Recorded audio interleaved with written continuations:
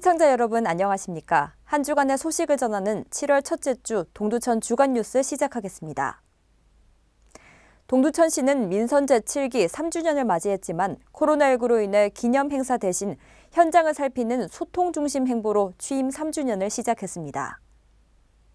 7월 원래조회에서 동두천시장은 초심을 잃지 않고 시민 지향적인 시정 운영을 위해 현장 중심의 행정을 구현하겠다라며 공직자들에게 현장과 소통할 것을 당부했습니다. 노인복지회관 토요일에 동두천시장은 이날 오전 관내 유망한 기업인 명도식품을 방문하고 동두천시 기업인협의회와 간담회를 가졌습니다. 동두천시장은 간담회에서 지역 현안에 관한 지난 3년간의 성과와 향후 계획을 전하며 코로나19로 인한 관내 업체들의 피해를 최소화하는 방안을 강구하겠다고 말했습니다. 이어 동두천시장은 노인복지관을 방문해 올해 3월 준공된 체육시설을 점검하고 어르신들이 사용하는 데 불편함이 없는지 확인했습니다. 오후에는 제103호 착한 일터로 지정된 의료법인 가화의료재단 착한 일터 가입식에 참석했고 광암 경로당 등 경로당 3개를 방문했습니다. 최근 재개된 경로당을 점검하고 어르신들과 담소를 나누며 소통하는 시간을 가졌습니다. 이후 아이들 웃음터 지역 아동센터로 이동하여 동두천시 아동의 건전한 육성을 위해 지역사회와의 연계 방안을 설명하고 아동센터의 실질적인 지원 방법에 대해 관계자의 의견을 들었습니다. 이번 행보는 민선 7기 3주년 기념 행사 대신 진행된 것으로 현장의 목소리를 시정에 반영해 즐거운 변화, 더 좋은 동두천을 만들기 위해 마련됐습니다.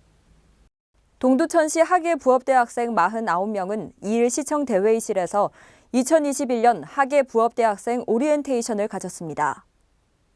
동두천시는 방학을 맞아 관내 대학생을 대상으로 부업을 통해 자기개발과 행정 경험의 기회를 제공하고자 2021년 하계부업대학생 49명을 모집했습니다. 이날 개최된 오리엔테이션에서는 기본 교육이 이루어졌고 동두천시장의 격려 말씀이 있었습니다. 그럴 게 아니라 좀 시간을 줄이고. 한편 하계부업대학생은 7월 마지막 주에 시정발전 아이디어 발표회를 가집니다. 부업대학생들이 창의적인 의견과 아이디어를 반영해 시정발전의 계기가 될 것으로 기대됩니다.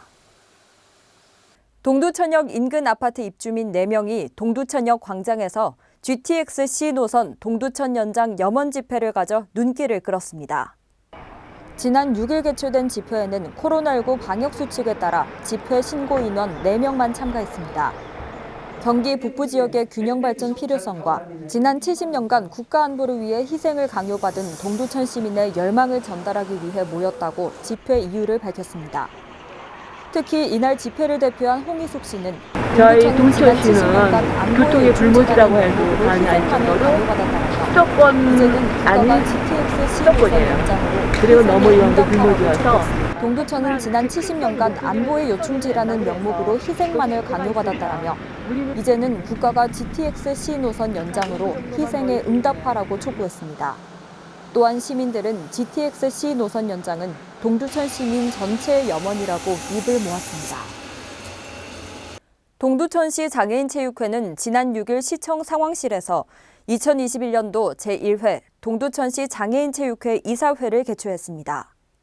이날 이사회에서는 올해 파주시에서 개최 예정인 경기도 장애인 종합체육대회 참가 보고이건, 임원 위촉 승인권 등을 의결했습니다. 동두천시장은 코로나19로 제한된 여건 속에서도 장애인 체육 발전을 위해 노력한 장애인 체육회 임원에게 감사를 전하며 체육활동 환경 조성을 노력해달라고 당부했습니다. 만 13세에서 23세인 경기도 청소년에게 교통비가 지원됩니다. 경기 시내버스와 마을버스 요금이 인상됨에 따라 교통비 부담을 줄이고자 2021년도 상반기 최대 6만 원을 지급합니다. 8월 16일에 신청이 마감되니 관심 있는 분들의 많은 참여 바랍니다.